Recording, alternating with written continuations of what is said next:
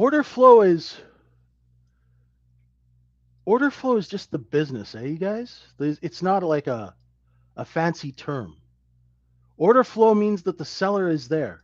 Do you guys understand what I'm talking about when I say a seller or a group of sellers?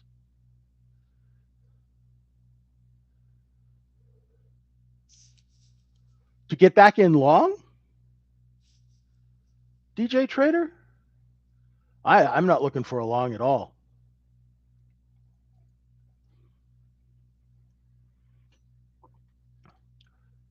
If art for me, Kenny, on the gap, it's simple. In RTH, if we open inside yesterday's range, there's no gap. If we open if we open outside yesterday's range, like say here, whereas Order here's filled. yesterday's low, there's a gap.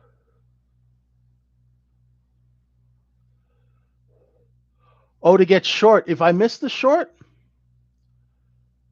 you got to remember we just started trading, right? So it's 8 o'clock in the morning here. I'm going to be trading. I could trade till 9 o'clock at night. What's the rush?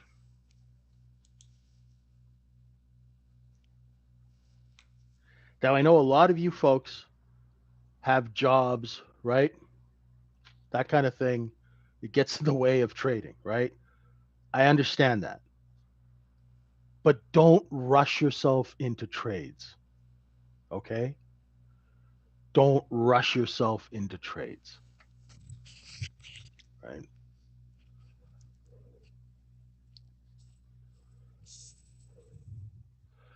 Forget what it looks like, Emu. You've only seen one green candle, right?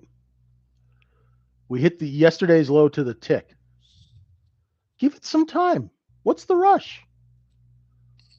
Is somebody holding a gun to your head and saying you better go long now? Is there somebody standing behind you with a gun, holding it to your head, going, "You better go long. I'm going to blow your brains out." Don't trade like someone is blackmailing you, shaking you down. Don't trade desperate. You know, when you pitch an investment idea to very, very high net worth individuals, they look at you like you've got leprosy. You should adopt that attitude when you're looking at the chart. Be a snob. Be a price action snob. It's your money, right? You worked hard for that money.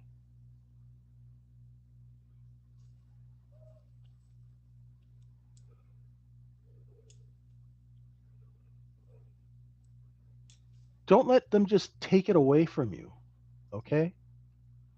Be a bit aggressive about risk management. Don't be aggressive when it comes to execution of trades when you don't know what you're doing. It was a stop run, but it was just inventory got too long beyond to something and it just liquidated, which took out the stops. That's all.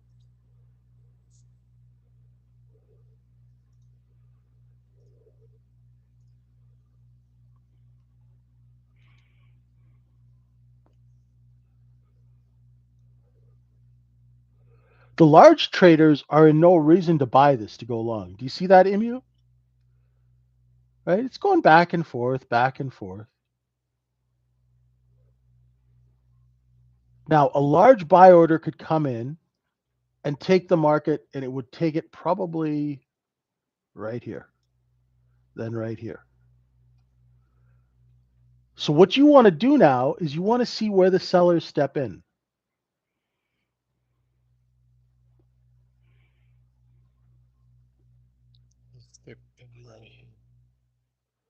So, that long that you were talking about, right?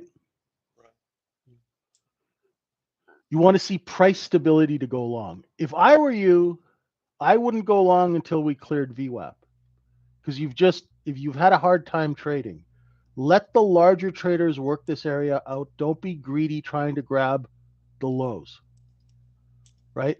Let the order flow, as you guys like to say, clean out the sellers, right? Once the order flow cleans out sellers and we get, because as soon as we get above 52, right, that VWAP Stay seller at right 54 there. is going to step in. What are we gonna do? Who cares if you miss the long, right? Are you desperate? You shouldn't be desperate. Wait till it does this, right? Wait till it gets back over VWAP, right? If VWAP wasn't here, I'd do a look below and fail at 52. I do teach how to hold my runners, but if you can't scalp, you're going to have a hard time holding runners.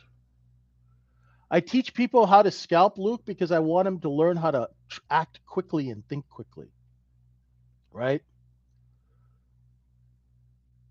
Futures different than ODTE? I would imagine they are. I've never traded ODTE.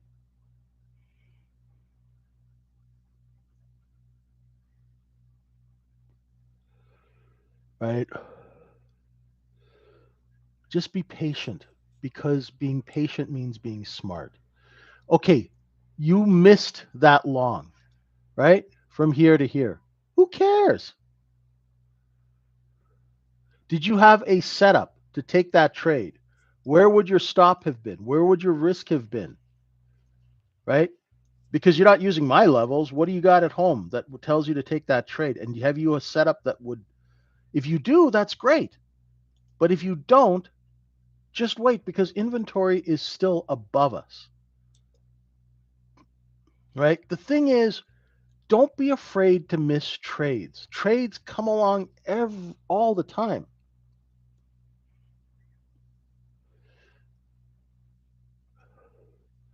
Put yourself in a frame of mind where, you know what, I don't. It's not like I'm begging for this money. I'm not begging for this money, right? When the way I do business shows itself, I will take the trade because my risk is manageable. Yeah, I would. Usually, what I find after a long liquidation when London Order opens, filled. and especially if it's a sizable one, what I look for, and it's very easy to get sucked into this, right? And look, and sometimes you do get that big rip, right? But what I look for is consolidation, for it to go sideways here, right?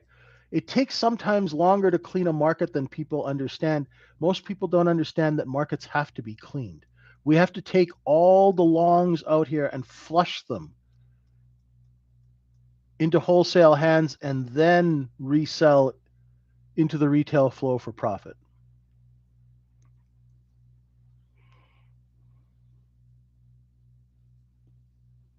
Now let's see if that seller is still here at 52, 51.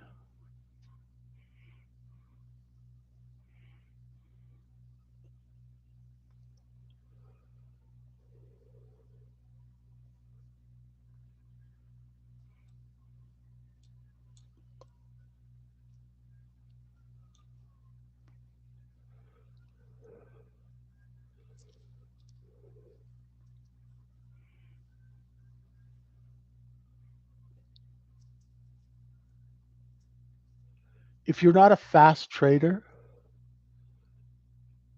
don't worry, that skill will come over time, right? You can't just start doing something and be an expert at it. Be a little kind to yourself, right? It's the business puts enough pressure on you. You don't have to put pressure on yourself, right? Don't swing at every ball that comes across the plate.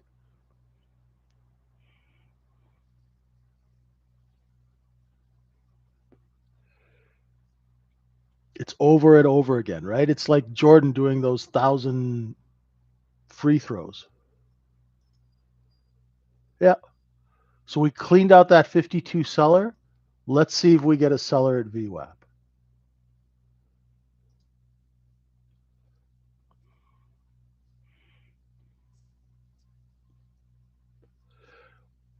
I I was short biased, Dan. I'm not anymore, Oh, right. right? Until I see the market come under 51 and three quarters. This is strong as that. This is What long. is today, Dan? Today is month end. This is Always be like the careful on month bottom. end, shorting into it.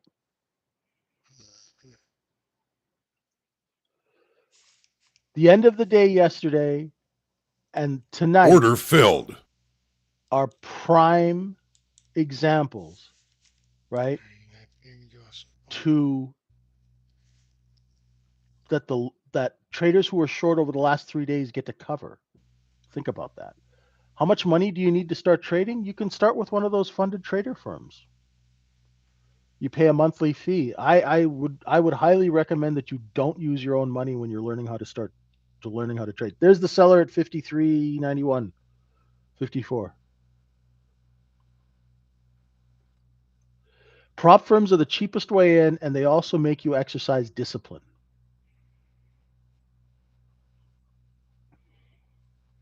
That's what I would do.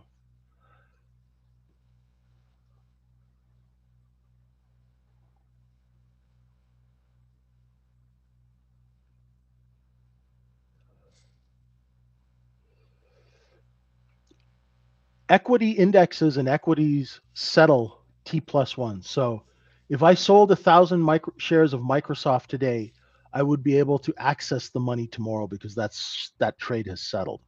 So today is T plus one to the last trading day of the month.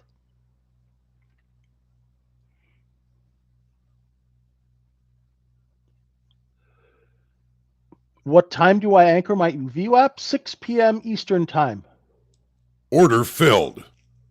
the start of the 23-hour session.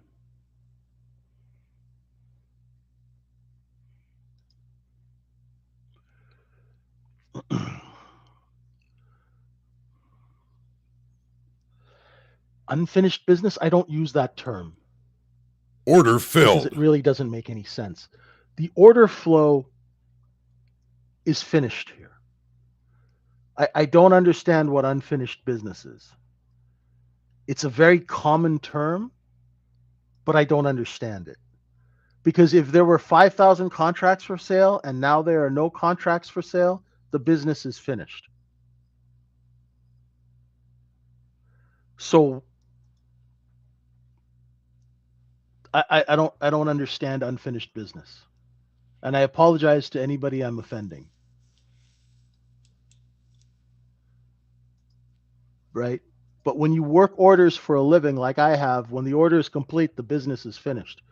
We do not have we have a poor low here. Yeah. No, no, we don't have a poor low. There's excess. What are you talking about? mm, There's no poor low.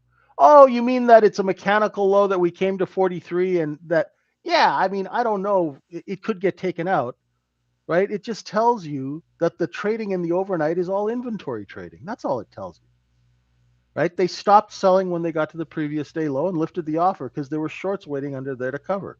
That's what that means, right? Order So when you filled. use terms, try and give them a context that's useful, right? So what does a poor low mean? It's not a poor low because it's in the middle of the profile. There's only one low, right? But I know exactly what you're saying, that end period came right to the previous day low and stopped and then turned around. Because underneath that previous day low, the software saw bids and it pulled the offer.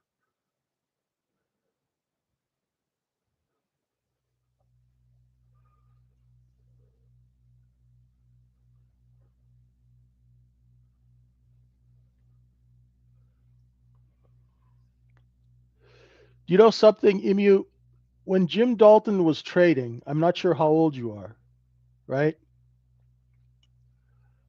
Uh, they didn't have all this stuff that they have now. They traded face to face, and their trading tools were a pencil and a piece of paper. It's a little bit more difficult.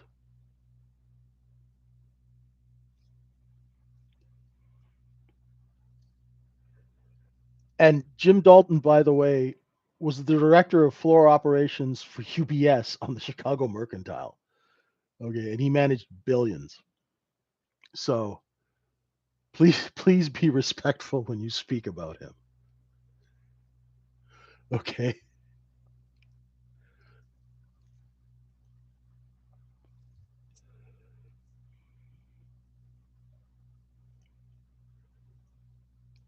How do you know that, Ari?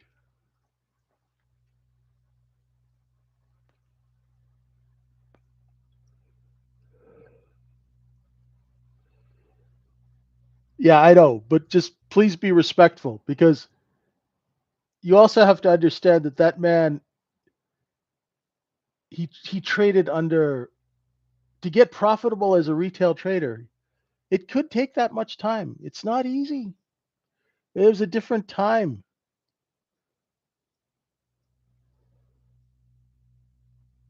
Oh, okay, Ari. I just don't know how you came up with that name, or did I say the name?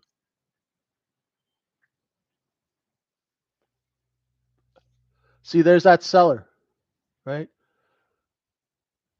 There's that seller, folks. Yeah, you guys got to be respectful of the Godfather of market profile. Okay, there's that seller. That's why I told you it might take some time to clean all of this up. Hey, Lyra, what are you up to? Can't sleep?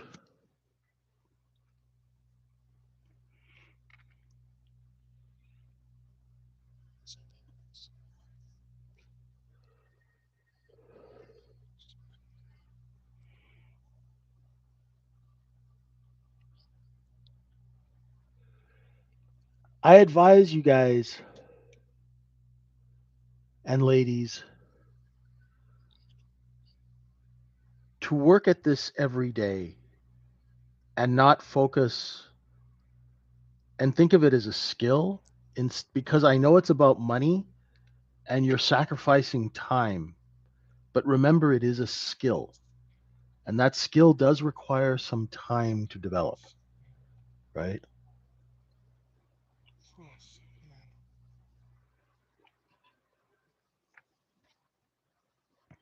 Okay.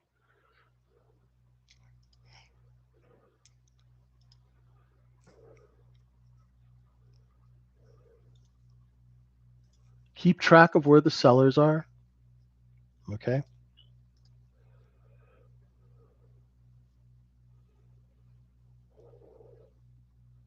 Well, the good thing about the money part of it now, Lewis, is you can use those funded trader programs and they greatly reduce the amount of capital that you will end up blowing up.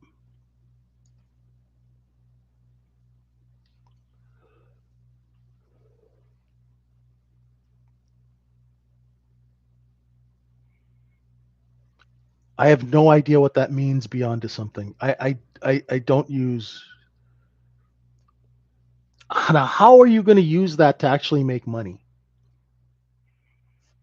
What is? How can you incorporate that? Let me ask you a question. What do you call this? I don't know what you call it. I can invent a word, but let me put it to you this way. That information that you just put out, and it's a beautiful looking chart, right?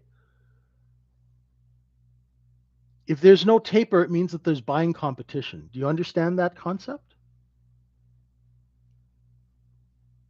If there's no taper in a market profile, if a market abruptly stops at a level and then reverses, that means there are buyers competing at that level and the sellers are raising price.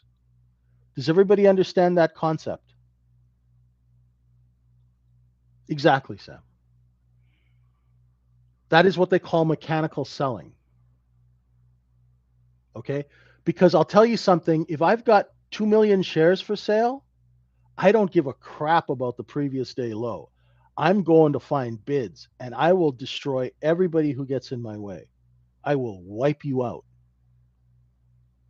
So when the market stops right at a very visual reference and reverses, it means the seller is not desperate. Do you guys understand that? The seller can lift the offer and and the buyer will chase price higher. Right? So I don't consider it weak selling. I consider it not desperate selling. Exactly. As soon as the seller finds a bid, they are going to raise the price that they're willing to sell at, and the bid will follow the offer. The buyer will follow the seller, just the way like kids chase an ice cream truck. Well, that's exactly what happens, SE. I don't know why nobody ever explains it this way, because that's actually what's happening. How do I know? Because that's all I've done is been the seller of size, right? So when I see all you guys coming in, right? Say, let's for example say Order the filled. stock is $6, right? And I've got a couple of million shares for sale, and I'm tapping it lower, tap, tap, tap, hitting the bids, hitting the bids, hitting the bids. If we get to 560, and I see you guys all coming in and buying, what am I going to do? I'm going to go a million shares bid above you guys and show it. And then I'm going to pull my offer, right? And take all the offers, which means buy everything on the offer. You guys will think, oh my God, there's a huge buyer in there. And you'll come running in and wham, that's when I shank you and sell into you. And that is called making a market. Okay?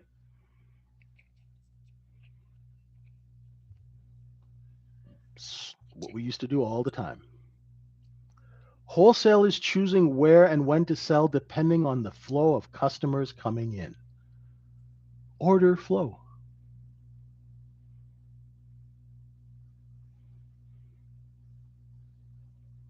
That's it.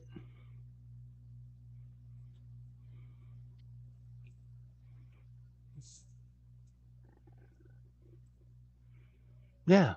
If you're not a desperate seller. Now, if I've got a client who has to get out of that position, right? Maybe it's a sellout. Maybe they didn't pay for the stock. Maybe it's a margin call sellout. I will hit every single bid. If a stock is $6, right? And I got 2 million shares for sale, and I see a bid at 4.5 for 1.5 million shares, I am hitting it. I will hit it and I will go through everyone to get through it. Right? Just like a bulldozer. I will bulldoze every bid. Right? I'll chew through everybody to hit that 1.5 million share bid. Then I'll stop selling. I'll let the market come back up and think I'm gone. I might even buy a little. Right? And then when you're all feeling nice and safe and comfy and going long, whammo, I get you again. Right? That's how you distribute. Okay, folks. Sorry, I went on a little bit too long. Have a good morning. Okay? And we will see you at RTH. Remember, be smart out there. Okay?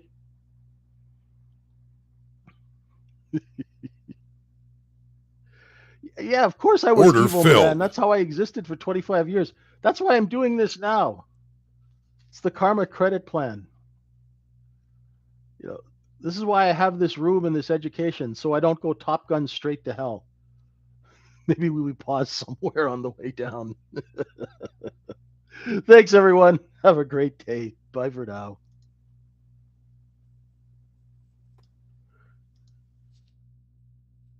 Breaking news in the breach of national security by the Trump administration, and the president now saying Her name was Denise. And so this is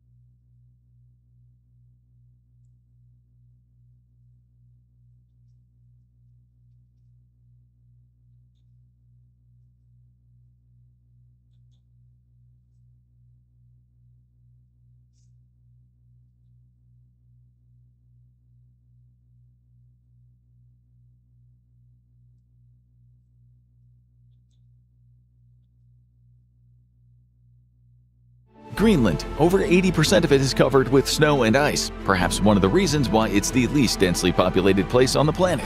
Despite being the largest non-continental island in the world, it has a population of only 56,000 people, creating a population density of 0.14 people per square kilometer. Oh, and it's owned by Denmark. Well, kind of. We'll dive into the reasons why Greenland is part of Denmark today and what the future might hold for this landmass soon. On today's episode of The Infographic Show, why is Greenland part of Denmark? Greenland wasn't always the isolated icy island we know today. The first people to set foot on it were the Inuit, who arrived around 2500 BC, but not by boat. The waters of the Thule Channel froze over, creating a natural ice bridge that connected the Canadian Arctic islands to Greenland. This allowed the Inuit to make their way across the Arctic and establish a foothold on the island. Historians believe the first migrants died out, but there were several waves of migrations that continued after the first settlers disappeared. The latest wave, and the people that the modern-day Greenlanders are descended from, was the Thule people. While sources disagree on the exact time frame, most historians believe that the Thule had settled Greenland by 1100 to 1200 AD. However, another group had also shown up before that. That group was led by Norwegian outcast Erik the Red. In 982 AD, Norway expelled Erik the Red from one of their then communities in Iceland for killing another person. Being persona non grata in his town, Erik braved the frozen northern seas and sailed west from Iceland, probably wondering if he should have just asked for a prison sentence instead. Eventually, he came upon an ice sheet, but on closer inspection, he could make out a Order shoreline filled. and some actual land. Of course, there were Inuit people from the previous migration still living in Greenland, but Erik the Red might not have encountered them right away. And even if he did, he couldn't really communicate with them. In 985 AD, Erik the Red set sail back to Iceland, probably hoping the local government had forgotten he was a wanted man. But he didn't return quietly. Instead, he stirred up excitement amongst the crowds, claiming he had discovered a new from land. the retail traders because they size down and they get more selective, not less selective over the setups. They pour over the data, and they go, "What did I go wrong? Where did I go wrong?"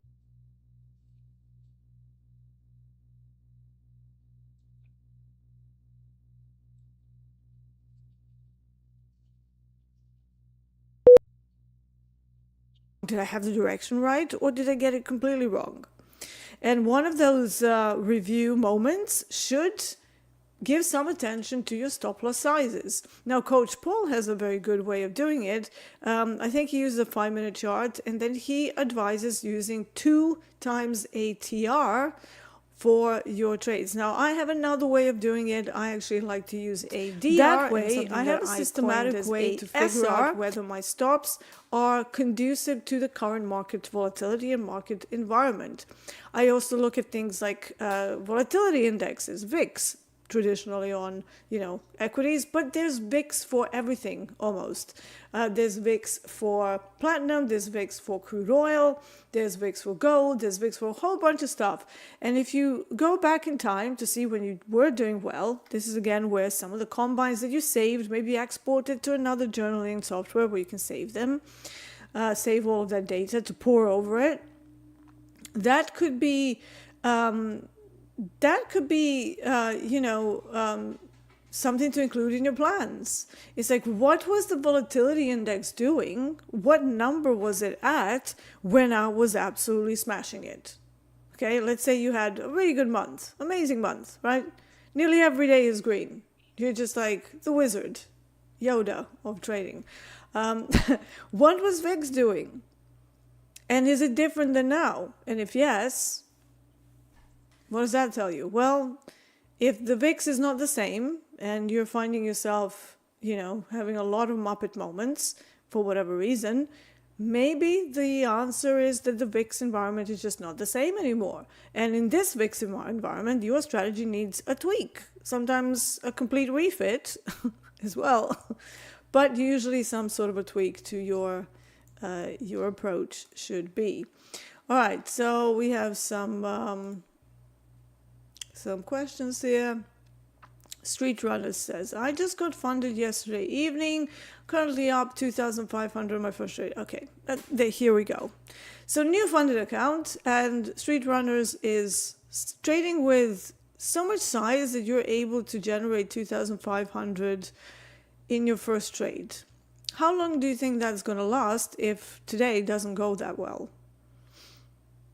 there are no boundaries how much you can make in an XFA, but there are boundaries how much you can make in a combine, and that will be in the rules. So please, before you go into a combine, you're already funded, right? So there's no limit there. But is it a good thing to trade with size? And when I say trade with size, in a high VIX environment, that's like 1 NQ. I don't trade NQ much. I trade it very rarely. If I am going to trade equities, I'm going to trade ES out of the CME ones. But I do trade DAX. We don't have DAX yet on TopStep. At some point we will. However, I wouldn't, in my craziest dreams, go in with like 1 mini on a new funded account. Unless it's like a 6-figure account that I got because of a track record from, somewhere else, another prop firm. They can just basically plow in 6 figures right away into a brand new account. And yet, what we see all the time, first day, up 3K. The next day, minus 3K. Day 3, another minus 3K. And then the account is poof, evaporates. All of that effort, all of that work that you poured into this one account to make it and to go, like, it's a time investment as well, right? You're wasting so much time. So isn't it better to just start off slow and then see, proof of concept is a real thing. How long can you trade without disasters? And at what point does that disaster start happening? At what point? Is it after 2 days? Is it after 5 days? Is it after a day? So we need to aim for consistency. We need to aim for longevity. We need to, be a bit more sensible about how you're approaching your combines and funded accounts and what you're using them for. Now, don't get me wrong. We have people who have been trading for a long time. We have short life hacks here, quite a lot. We have quite a few people who come from sort of the market maker environment. But if you've ever seen Short Life Hacks comments in the London chat, he did point out something very interesting to me, because I'm not really a scalper like in the default sense. I'm a mean reversion trader. Yes, sometimes I will do a breakout trade. Yes, I will sometimes scalp if the day calls for it, but I would never call myself a scalper, and that is not my primary style. But if you are aiming to be a scalper, even though I think that beginner traders should be nowhere near scalping, that's another discussion maybe. I would say that most people who scalp, it's literally just a fear, or it's not really any sort of an edge. It's a fear of holding trades longer because they are not sure about their quality of the setups. They're not sure whether their setup can even go for more than a few points. And to me, that's a recipe for disaster, because you're going to get over trading. You're going to get so many things going wrong. And Short Life Hacks pointed out that if you want to be a scalper, you really need, and this was his words, at the very minimum 10,000 trades as a sample size to see whether you even have an edge. So let that digest for a second. Even if you're making 40 trades a day, which for a scalper shouldn't be a problem, you would need a full year's worth of trading without blowing up, without doing anything, to see whether you have an edge. So if you survive for a year and you have 10,000 scalps, then you'll know whether you are profitable or not. All of this nonsense of, I traded well for 1 week. Okay, how have you traded for the last 3 months? I blew up about 10 combines. What does that tell you? That's information. It means you're doing something wrong, whether it's oversizing. And anytime you change anything, it is a parameter change. If you take a look at every single thing that you change in your trading, whether it's sizing, whether it's stop loss, whether it's the target, whether it's the time of day that you trade, all of it is a single parameter. And the more you're inconsistent with that, the more random your results will be, and the less P&L stability you will experience. So you're going to have huge variability in your P&Ls. You're going to go up, you're going to go down, you're going to blow up, then it's going to be great, and then it's not going to be so great. Why do we do that to ourselves? Let's just start with like from the beginning, right? 1 micro, 3 trades per day. Try to trade like that. Put the trade limit on. Luckily on TopStepX we do now have things like maximum trades per day. Do 1 micro. Put it for 3 trades per day. And then go into, Order filled. 1 month of sample size. Can you survive 1 month? Trading 1 micro mentally? Because some people are like, that's boring. That's boring. Well, to quote the coder on Twitter the other day, well, do you want to have fun or do you want to make money? Like, why are you here? Because we all start because we are, attracted to either the environment or the possibility of not having a boss or, whatever. But ultimately we do stay because it allows us to have more resources in life. And somebody who's much wiser than me one time said, trading is the hardest easy money that you will ever make. It's very true, right? Ralphie says, sorry, not Ralphie. Dean needs reading glasses. Ralphie? I don't know. Sorry if I butchered your name. Do you still use MetaTrader tools? Yes. So we are actually in the process of creating or replicating our tools for NinjaTrader because everybody seems to have moved away. Now, when we coded our lovely Blottek indicators, we were we're a UK company, and back then, which was 2015, so it was a long time ago, we knew that MetaTrader was one of the most popular platforms that the retail traders were doing. So yes, I still use it as my main charting software. I still have my AMP accounts, and it's still my primary charting package, right? So I have a few of these. All of them are from Blottek, which is a company that I'm a partner of.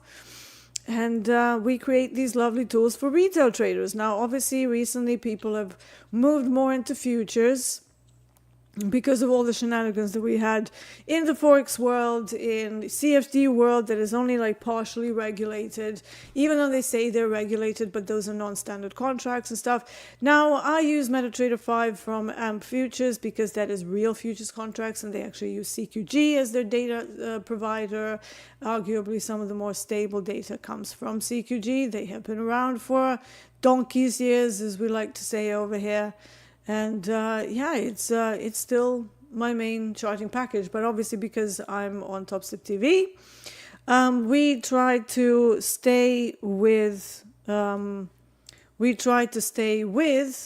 TopStepX. At some point, I will probably be restarting my own live streams on my own account.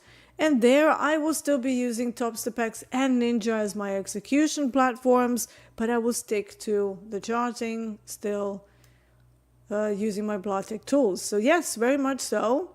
I still use it, but again, we were asked to make sure that we focus on the platform from TopStep. So hopefully that makes sense to you.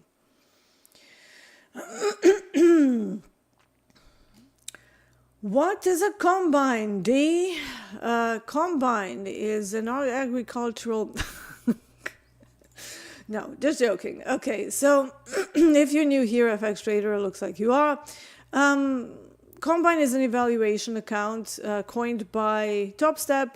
It is basically a term taken from the sports world where when they're doing trials and stuff for the proper games, they do a combine, which is an evaluation of the player's skill.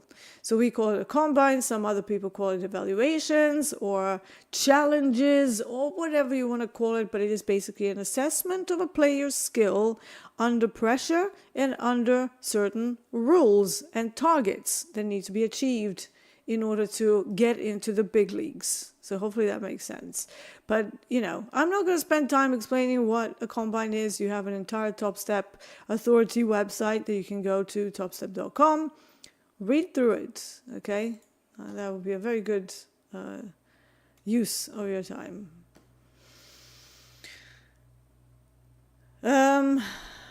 Christine says, if we pass the evaluation and then trading in real money after a withdrawal, can I still use the same account when I need to open a new combine?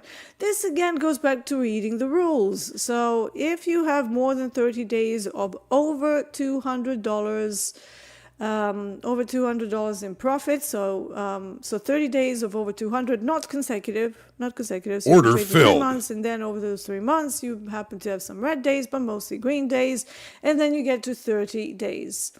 At that point you can withdraw 100% of the funded account. However, before you get to that stage, unfortunately you can only get 50% of the money. Why? Because the prop firm wants you to stay with them. If you withdraw the whole money, then they're like, well, you're not live funded anymore. So therefore, they only reserve that for the traders who have managed to prove competence and consistency over a certain amount of time and generated over 30 days of profits, right? Over 200. It's one of the requirements. Again, go to the website, read the rules. Let's have a look at what is going on. And again, Street Runners keeps going. I made 8,500 total in 2 days to pass the combine. That is not a good thing. So good luck to you, man. But I wouldn't be surprised if you're here next week going, the account is blown. So longevity over size. Anyways, copper. So I have a copper chart here. And yes, we are indeed below the value area from London yesterday. Where is the value area? Up here. What is it? It's a distribution curve. It does seem that there are lots of people Order in here filled. who might be a little bit newer. Value area is the same as a distribution curve, but it is a concept by Jim Dalton and Peter Steidemeyer, however you say it. It's basically looking at where the business was happening yesterday. So 70% of that, so wherever the price spent most time, we call the value area. Now that is only one part of what I do. I also use some of my concepts like the exhaustion areas, exhaustion points. I've seen some people in Discord who are wondering why their ADR exhaustion levels are not working on TradingView properly. It is because those exhaustion areas are not the right ones, and every single indicator that I saw on TradingView calculates it wrong. They take the open at midnight, and then they put half of it up, half of it down, and they think that that's the exhaustion. It isn't, okay? ADR and ASR, the RTH, or average session range, because it's not just the regular trading hours, you can also have Tokyo, you can have London. That's why I called it the average session range. That is a dynamic measure, and it literally calculates new days highs, new days lows, and it adds or subtracts until the average daily range is exhausted. Now that's a little bit more difficult to code than going, here's the open, plop, half up, half down, and then we're good. That's not the ADR. That is the fixed daily range. Completely different measure, usually used in range-bound markets, not in markets that Order are, filled. not the markets that are moving in a normal way. So if they're range-bound, then we can talk about the fixed DR, which would be most indicators out there.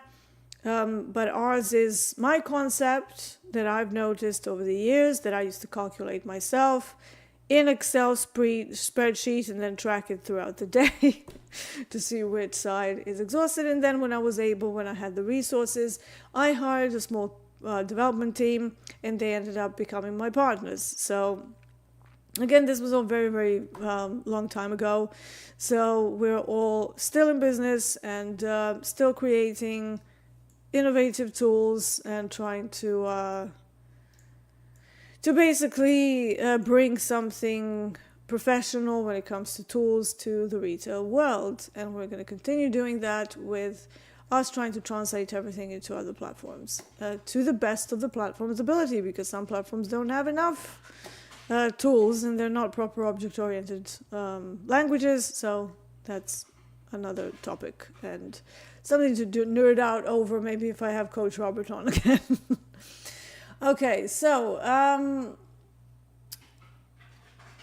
can I have your insight with NQ? No, you cannot. I think NQ gets enough time through 8-9 hours of the main broadcast and millions of YouTubers that trade it. So no, I will not talk about NQ. That is not my main market. And if you want NQ analysis, please take a look at the main broadcast when effectively you have everybody obsessed with that bloody product as if it's the only thing that exists in the world. I don't care for it. I think it's an insane product. I think while it does move a lot, it also causes a lot of grief. I always say NQ giveth and NQ taketh, because NQ doing zoomies and causing heart palpitations and a whole lot of grief and psychological trauma for newer traders, I'm not really in favor of that. There are very few people that can grasp it. Order filled. Consistently and sustainably trade that product. So no, we will not be talking about NQ over here. We're going to be talking about copper though. So we are under some areas here. We saw a pretty decent reversal off the highs after making a pretty interesting spike right at Globex, which I think is somebody blowing up from the institutions because it didn't look, and also where that happened, you know, we had just a previous high here. I reckon they had some long-term short position. Order filled. And then they got liquidated. And it's not going to be your mate Dave and Harry down the road. It's going to be one of the big institutions that had quite a lot of size to it. Give me a second. My one of my dogs, my older doggy, Leonard, the King Charles Cavalier, who is over 12 and a bit deaf. He's trying to, well, not a bit deaf, he's actually deaf as a post at this point and works on hand signals. He's trying to get into my office. He was a bit sleepy earlier. So just give me literally like 5 seconds so I can get him in here, and then he will be happy and we can carry on with the stream, okay?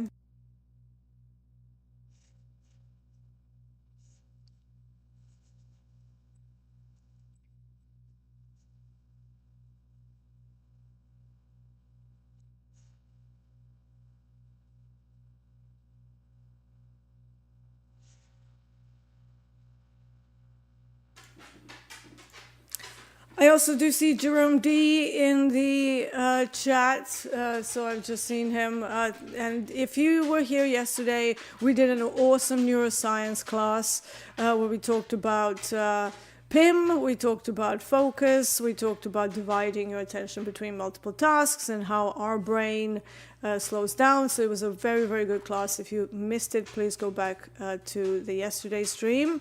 It is still on TopStep channel. And very good to see Jerome here. But yeah, so somebody got liquidated. What are the big boys? Let's go down to the daily chart, see what we have. Order filled. That whole day yesterday that started off with that stop loss pop. The institutional stop pop. That's difficult to say. Say that 10 times fast, right? And now we have this huge spike down. Oh, what does he want now? No, he wants out. Let me just wave. Enough. Come on. All right. What do I expect today? If we have a look at the value areas from today. So let's just have a look at 4-hour chart just to do our due diligence.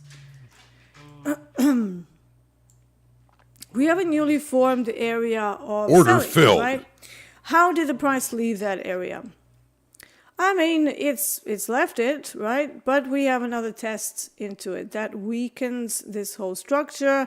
That's more important for longer term outlook, which I do use in my trading as well. But for today, let's go down to a 30-minute chart and start looking at some intraday levels. The first point of contact is where we're opening in relation to the value area. We have value area low, so the edge of the value area low, 526.85. We're opening below it with a little bit of a gap, but we're close enough to the value. I like to use percentages. We opened up sort of between sort of 0.34% away from value. That means that they could go up and test it. We also have some areas of interest up there. So not only do we have the edge of value, we also have the average session range, exhaustion point, and GEX3 from the options activity. But here's the thing with copper.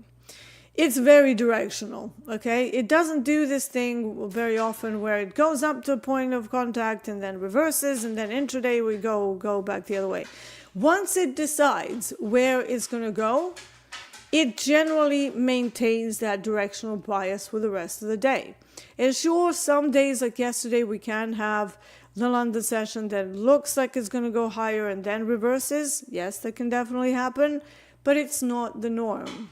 And when you're in an active session, once you see it kind of decide on where it's going to go, that means you should probably look at pullbacks and then just going with that same direction. Now, I was on for the end of fast markets for about an hour. I was doing a little short there that would have ended working out very nicely because I had it from, and that was on my live account as well. There's only a small position just to, have something to trade. And let me see. Yeah, so I got involved, I think, somewhere around here. And on a 15-minute chart, I just did not like the fact that we were diminishing in volume. It was just not really that great. Order for filled. me, what I want to see when I'm doing a breakout type trade. And sure enough, I killed it for I think it was like $11 or something. But then it did indeed go higher, only to reverse and to carry on. So my Order original filled. stop would have survived it. But because I only had like an hour to do something on the main broadcast, I kind of decided to manage it a little bit better and not to allow it to go into drawdown and then add and whatever. And it's, it's, one of those things where we cannot pick and choose when the moves are going to happen, but we have to manage it. And, obviously with the on-air stuff, people want to see you trade and people want to see you click that button and whatever, but the market doesn't care about that. The market is like, yeah, whatever, mate. So, the setups won't always come when we want them to come. And I was actually watching it breaking out as I was in the green room. And then I think we had a recap and then it all kind of carried on. And I was just watching it and going, my trade location is going. My trade location is going. My trade location is going. But hey, that's the nature of live streaming. What do you think of the ultra treasuries for day trading? Now, I will be honest, so here's the thing. I need a product that I trade, and I spoke about this just the other day. I needed to have a certain amount of tickage, certain amount of ticks available in a day. If I go to trade something that only has like 40 to 80 ticks available, even if it's moving, it just completely does my head in. So for me personally, I don't like the ultra bonds. There are some people who love them, absolutely love them, but unfortunately I'm not one of those people. I tried many times, every time people say, oh, you're gonna love bonds, and then I look at them and I go, like, how can people trade that? But different strokes, different folks. I can see that bonds are much smoother. So from that point of view, when I say I like smooth products, I can see why people think that bonds would be something that I would enjoy. But at the same time, I do not enjoy it when, I moved away from Forex because it went down to like 40 ticks a day. And I just cannot stand products that take an age to traverse 30 ticks. It really does my head in. So I need like a medium. This is something that I learned about myself after 18 years of doing this, that I need that sort of medium ground of not too high volatility, not too low volatility. And that basically falls under things that move between 180 to 300 ticks per day. And then I'm like golden, right? Because that means I can run enough trades that will allow me to make enough per trade that I deem acceptable in ticks, which is typically anywhere from 55 ticks up to about 160, sometimes even 200 if I see a swing opportunity.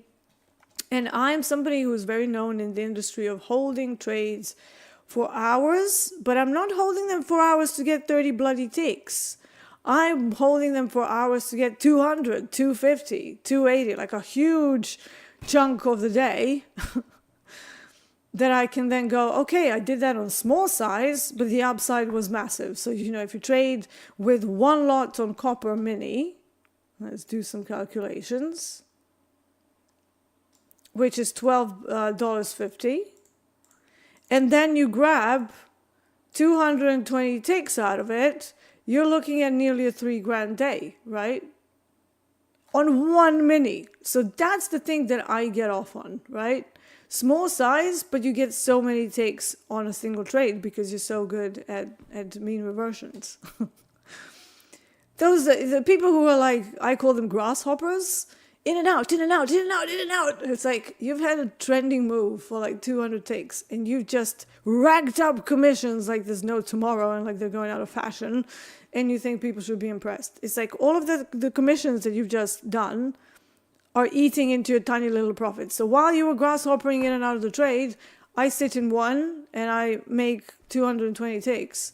And it's like, how many ticks did you grab? Oh, I grabbed 50 ticks. And I'm like, okay, over how many trades? Oh, I did 40 trades.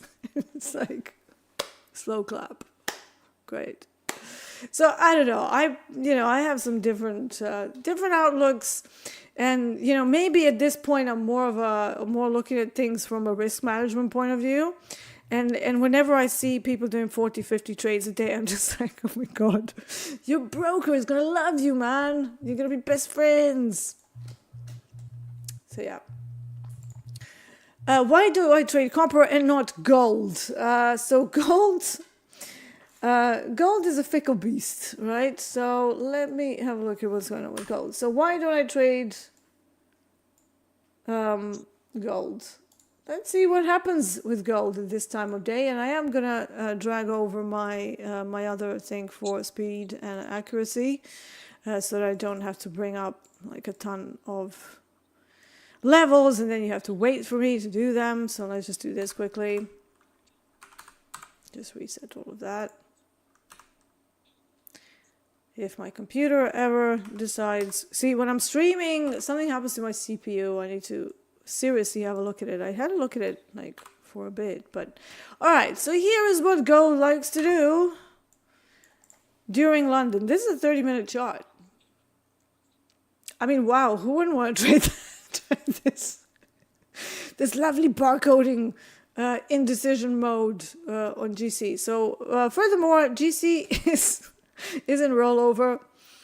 So yeah, weird week. This time of day, Asia actually trades gold quite a lot more. But then London, for the first like sort of 3 hours, has this like really awkward pause where it just does nothing, and we go back to the opportunities being to within 30 ticks. And if I look at, okay, today it's a little bit slower on copper, but usually by the time that gold is moved like 50 ticks in this time frame, copper already has about 70 or 80, sometimes even 100.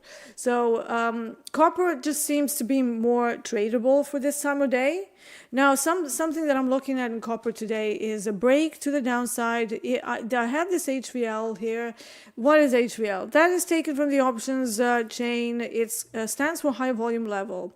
And it's effectively a point where the gamma exposure is sort of is basically breaking between negative and positive, right? So if you get an environment that I would argue today we're a bit slower, but if we smash and hold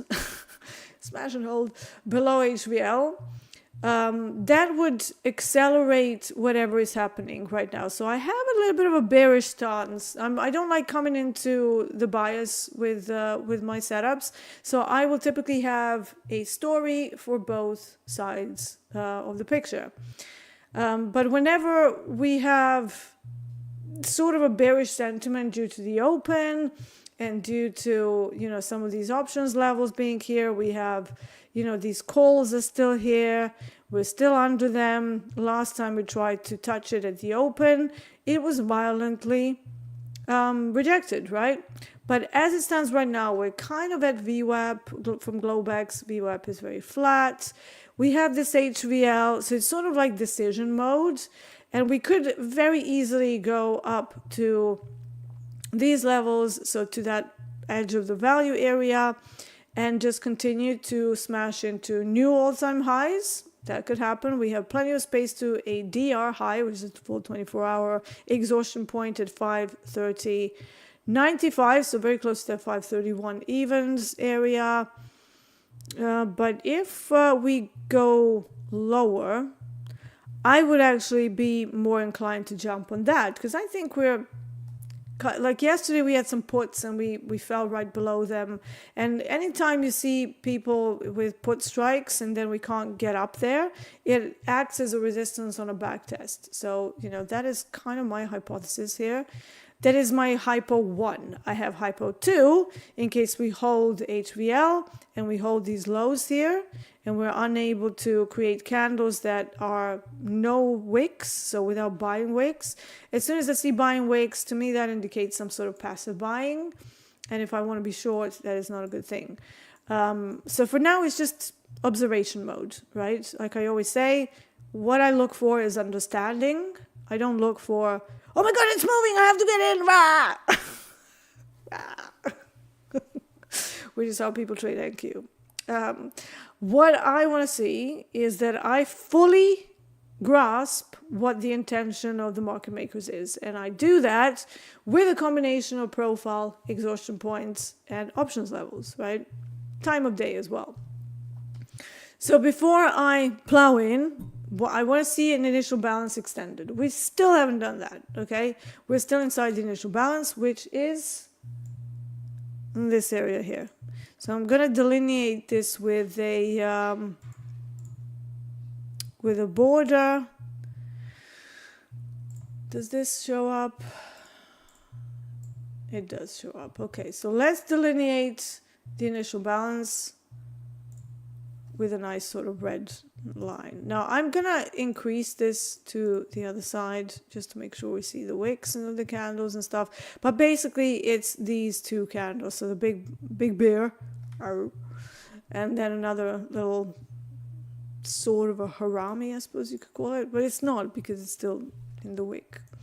But yeah, small consolidation area, and for now they're very, very undecided. We haven't gone outside of the initial balance yet, and that means pause off the mouse and we wait, right? Stay patient. There's a lot of waiting in this game. You need to learn to wait.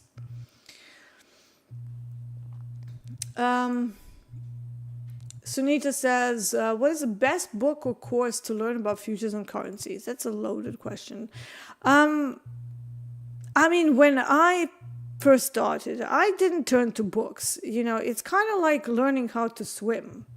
If you read a book about swimming, is that going to teach you how to swim? And you go, right, now I'm going to go and jump into the river.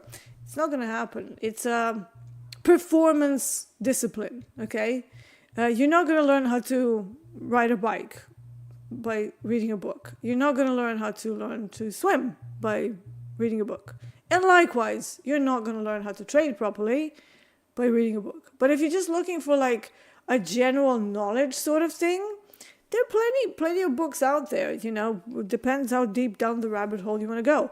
But if you're focusing just on trading stuff, I would probably look at just learning about candlestick patterns, learning about basic technical analysis, before you dive into more complicated concepts, like maybe get Dalton's books. Jim Dalton has a new book now, but his first 3 books were amazing, right? That is what put me on the path of profile. And it is a bit wordy and a bit scary. And at times I did feel like he's sort of talking to experts. So he's an expert talking to other experts. And a lot of people come away thinking that they know what's happening, but they're not really able to apply it. Now, one of the reasons why I created a course is because of that. And I sort of fell into it. It wasn't like, yes, I'm going to create the course now. It's going to be amazing. That's not how it happened. I was working in a prop firm, and I was in these interesting positions that used to last 4 hours. And people would be like, oh my God, how did you do that? It's like your commission's like next to nothing. Like, what is going on there? So people wanted to know. So I started making, at first I was on Skype. That's how old I am. So we were all on Skype, 12 of us who wanted to learn more about what Dee is looking at. So we were all kind of discussing it, but that turned into a complete prison for me, where I didn't have any time to do anything. I was obsessed with it. They were obsessed with it. So I got to a point where I would be going out to dinner with my husband, and he would be like, can you please put your phone away and just be present for a second? And I would be like, yeah, I'm just going to answer another question. Now, granted, I was a bit younger then, but I'm not nowhere near as obsessed with phones. However, I felt that I wanted to discuss this amazing thing that I've discovered. It was sort of like, I worked it out. I must tell others. It's that sort of a moment. And I was very into forever discussing things. You put me in a room even today with some traders, we're going to sit here for 3 hours and it's not going to be enough time. We're all obsessed. We all have the bug. We're completely infected with this business and playing detective to figure out what's going on. And I don't even care about the money at this point. If I can figure out what's going on, that's more interesting to me. It sort of went from there to me going, I need to do something for my free time. And then I put it up on YouTube, just this little tiny video where I have huge purple hair. I'm very scared of the camera, so you can even see it. If you want to check that out, just go see the link below this video. They've very kindly posted all of my links below. And if you go back to the first ever video of Dee talking about using intraday supply and demand, and it's like, hello, traders. Today we're going to be talking. I was so awkward. I can't even watch it now. And just Order filled. Because Order I was a filled. musician at that Order point, but I was filled. an instrumentalist and a singer. Now with singing, you don't have to Order come up filled. with a script. You generally don't talk all that much apart from introducing a song and stuff. But even so, I was an instrumentalist. The talking was usually done by somebody else. Then I was just doing my job. So when it came to talking to camera, I was very awkward, and it took me probably about 3-4 years to actually get comfortable with this side of the business. What I wasn't expecting is to have 30,000 views in the very short space of time. I posted that video 2015, and literally some 30,000 people that decided that was super interesting suddenly saw it. And I thought it was going to be seen by 12 people. And that wallpapered me with questions like, hey, do you have a book? Hey, do you have a course? Hey, where do I learn this? Hey, how do I learn this? And I was like, I don't have anything. I do not have anything. And it wasn't for another 4 or 5 years that I decided, okay, people have been asking me for so long.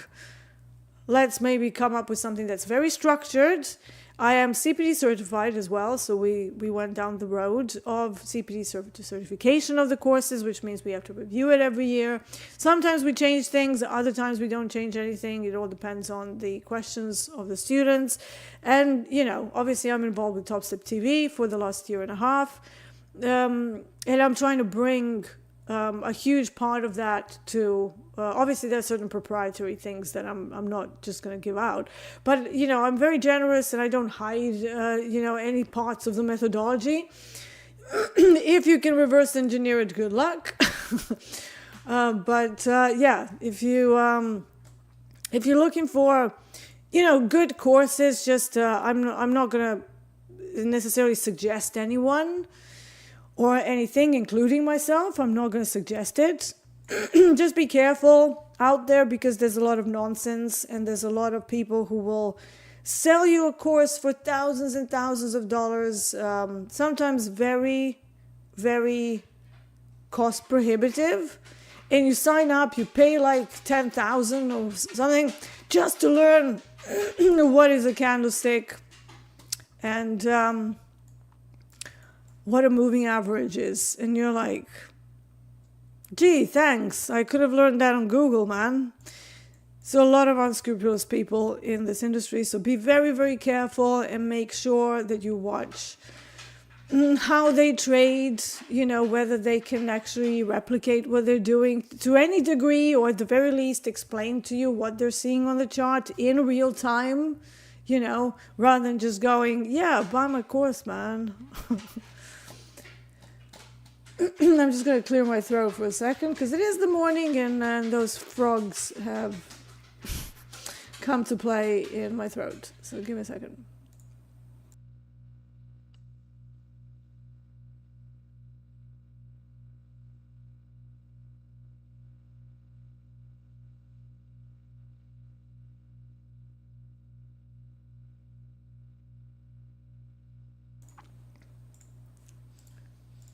All right, we're back.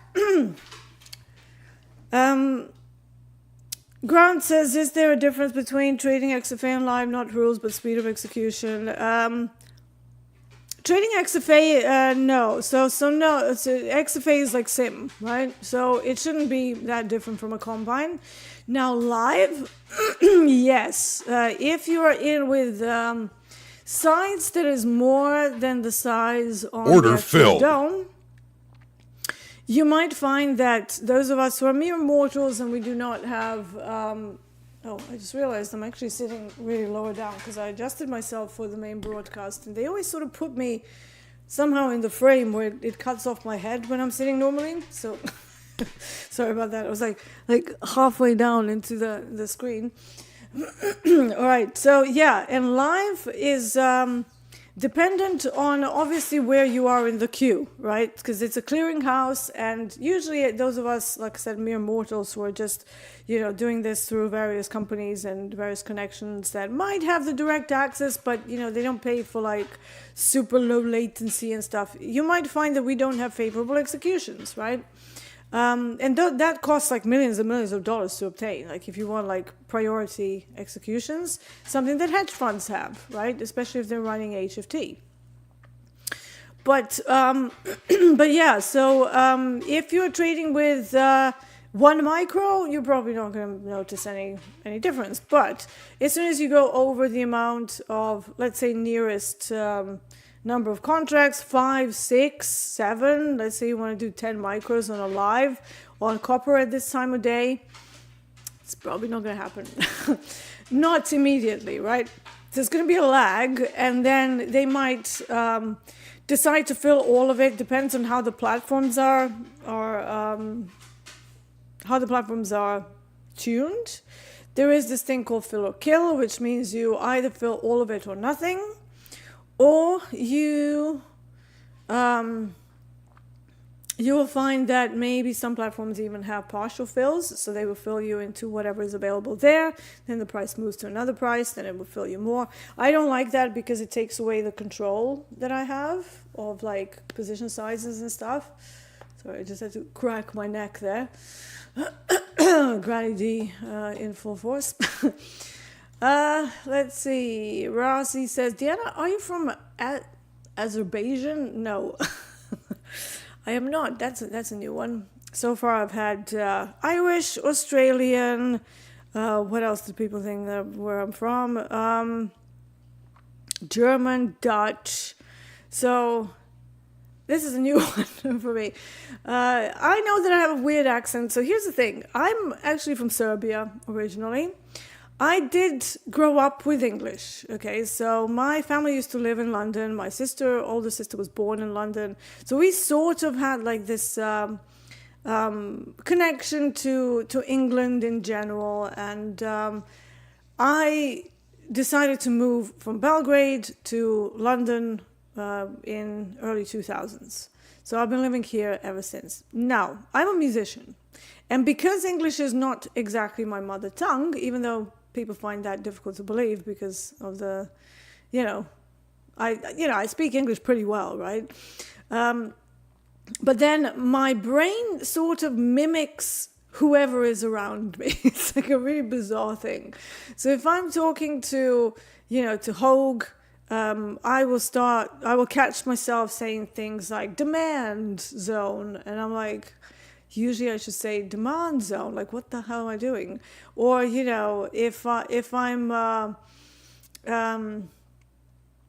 if I'm talking to, like yesterday, Jerome was here.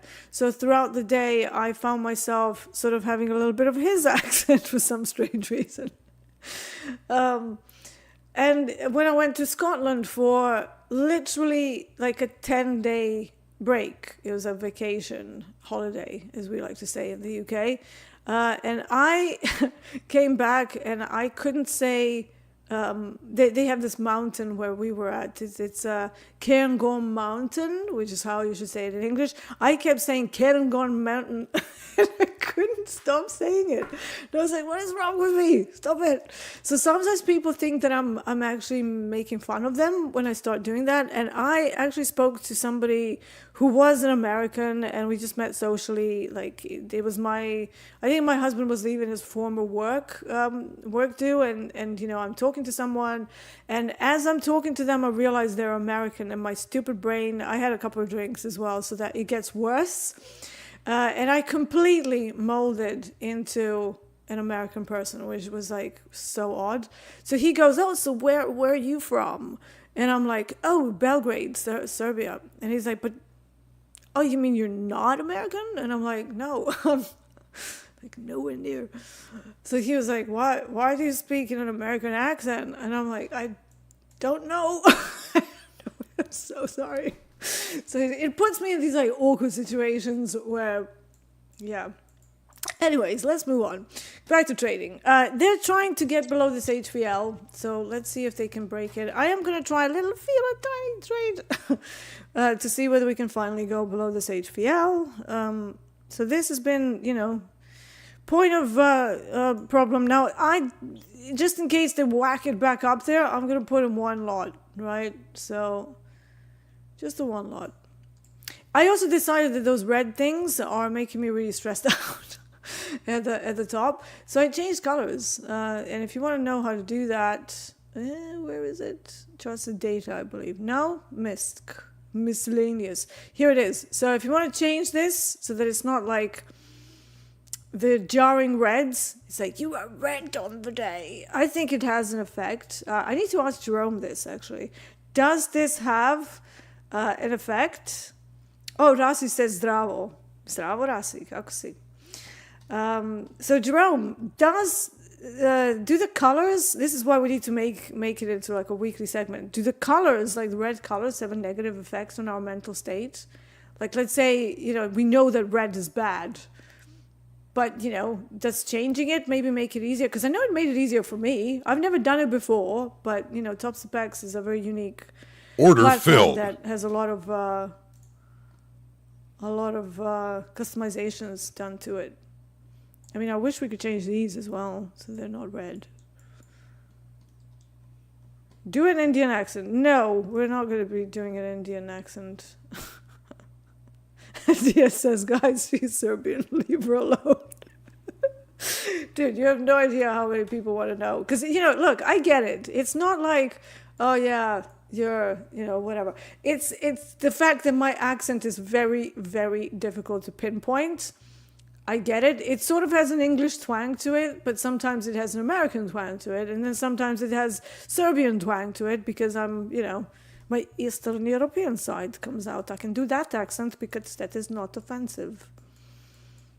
And I have been listening to others talking in English in my country. You happy now? Okay. Is it difficult to transition from day trading to swing trading? I would say it's more difficult to transition from swing trading to day trading because it's a lot more sensitive to things that you're doing. I'm sorry, I'm just laughing at myself here. So swing trading is easier in my eyes because you're kind of looking at levels that have a lot more trading information comprised in it. And generally the signals you get from it are much more solid. Let's put it that way. Whereas intraday, not only are you sensitive to any inconsistencies in your trading, but you will also find that the levels and the concepts that might work on very large time frames don't quite work the same way in like tiny little time frames, tiny time frames. Good name for a band. But yeah, so for me it was much more difficult to transition to intraday and swing. So swing trading was kind of not that challenging for me. I was like, okay, we've got a systematic way of entering things. We're scoring the zones for quality. You pop in a limit order, you place a stop loss, and then you wait. Jerome says, if you identify to the colors, then yes. Otherwise, no. Red is red, green is green, roses are red, tulips are blue. Thank you for that lovely poetic segue there, Jerome. That's very, very nice. So yeah, I do identify red as red, probably because I've had some psychological traumas in the past. I have spoken about the time when I blew up a 70k account after building it up for 2 years. So that wasn't great. If you were here last week when I was on with Mick, you would have heard the story of me building up the account literally 2 years. Very painstaking, very diligent and careful and stuff. And then I just lost my shit in like 5 days and just blew up an account. And ever since, this is why I know a lot about neuroscience, psychology, how to control it, precisely because of that particular experience. I decided that that's never going to happen again. And if it does happen, it's going to happen slow.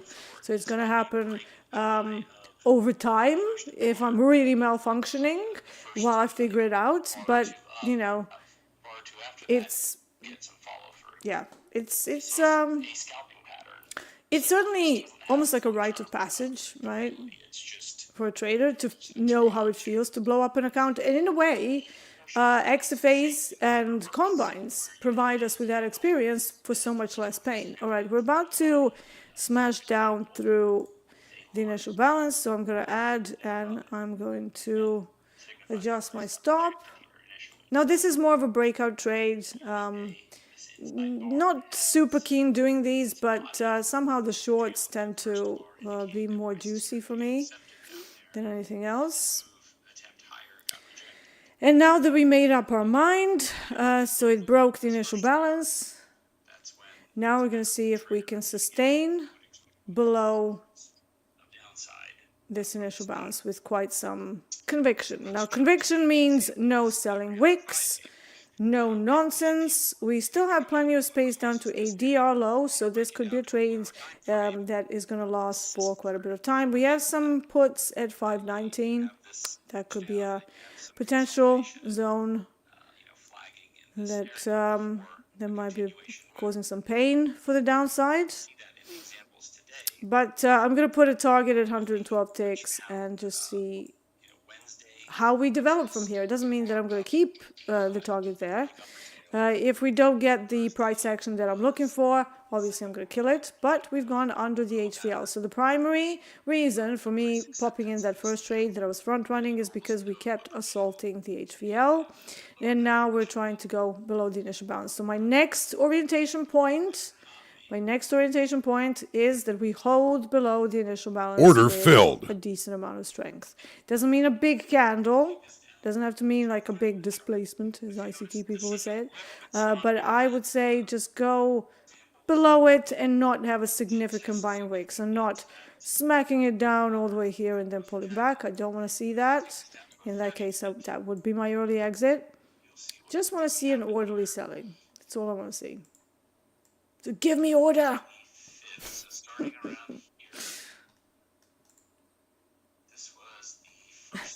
See, we have somebody who's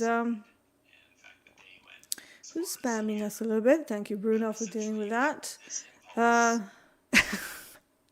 Hobbs says, I'm from Yorkshire, D. You speak better English than me. I mean, I suppose, I speak a little bit more posh than some people. Because, a lot of South London people are a little bit like, you're right, mate. But, I kind of don't, I don't personally identify with that kind of an accent because I was brought up in a very proper environment, let's say it. My parents, my dad actually comes from like this old European nobility thing, and he's got this whole thing about, you know, behaving properly and dressing up properly. And he's no longer with us, but you know, he was like, if you're gonna come for dinner, don't come looking like you've just rolled out of bed. And Order filled. or you know, anytime I was traveling somewhere, he would be going, "You're going to an airport, make sure you look presentable," and things like that. I mean, I make him sound horrible, but he was actually a really funny guy. He was a musician who was in one of the frontmen of a very famous Serbian rock folk band, and they were sort of comedians doing sketches in between, and they were like wildly popular. Every time I'm over at my mom's place, Eddie always pulls up the fact that I still have like his platinum records in the background. And yeah, next time we're there, he's probably going to do the same. I'm going to be hanging with Eddie today. Who was your apprenticeship in Chicago? So it was a company that was called Infinium. I don't think they're around anymore. And it was a bit of an interesting environment. It was a frat boy culture sort of thing. But, you know, I didn't mind that. And they were the ones who said, oh, volume profile, you know, you have to know about that.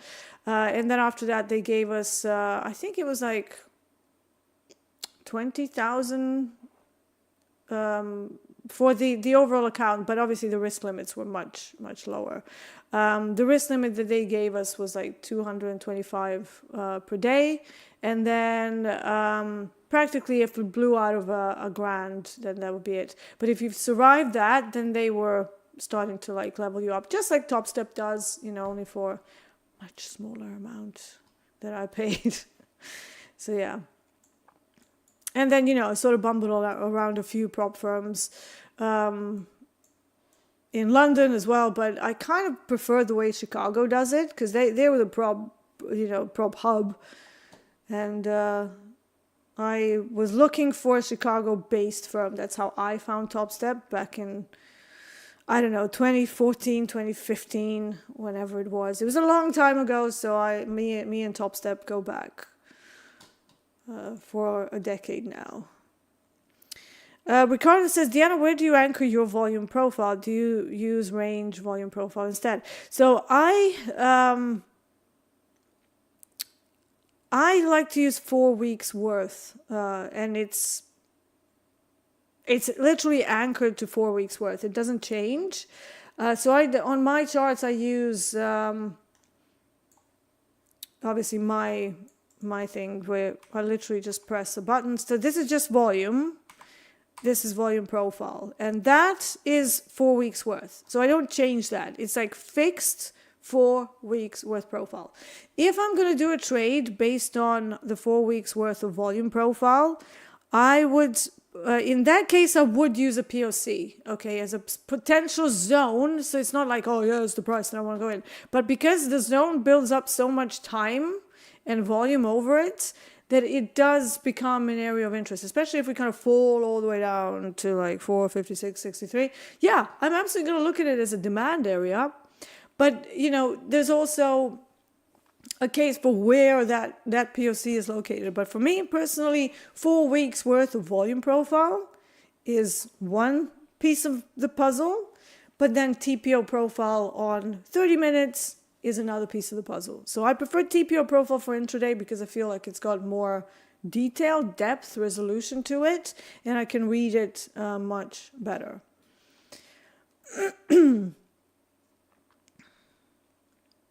Yeah, if it goes below 520, it would be nice. It would be nice. Yeah, let's, as Serbians would say, from your lips to God's ears. We have some very very interesting sayings. Iz tvojih usta u Božji uši. All right. Is Jim Books good? I'm still beginning on this volume profile concept. Yeah, I mean, he is the original godfather of profile. He didn't come up with it. I think him and Peter Steidelmeier came up with it together. if I'm not mistaken. It was Peter's idea. Like, he was the one who kind of observed the events and kind of started putting them into different concepts, and then he worked with Dalton to kind of develop it even further. So naturally, going to the source of the people who came up with profile is always a good thing. They even do these they call them primers, I don't know. I was on one of them many moons ago, and I found it useful to see how Jim is analyzing things in real time. One thing I've got to be honest about, I was really confused though after all of that, because I didn't exactly, like, I kind of felt like I knew what I'm seeing, but I didn't quite know where the entry points were and where to put the stops and stuff like that. So they don't talk about that. I don't know whether it's a compliance thing or something, but in my methodology, I kind of went one step further where I'm going, okay, this is your entry point, this is where the stop loss goes, this is your target. So, you know, I'm very systematic. And if I don't know where my exit is on either side, I'm very uncomfortable. I'm like, I can't trade like this. So I always need more, need more data, need to know exactly. And, you know, I've done some research because we run mechanical trading systems as well. Certain things that we've noticed about points of stop loss placements and stuff that work better than others. And there's like a commonality. So that's a piece of proprietary thing that I'm not going to be just giving out like that, because it was very difficult. And it was something that I noticed when I was analyzing thousands and thousands of logs of trades done. And you know how I have this memory thing where I can match stuff very quickly that most people don't have. I just kept noticing certain numbers coming up over and over. And I was like, I wonder if there's something to this. And there was. So that's kind of how I base my stops now. But I, you know, reserve that for the finer points of these these approach.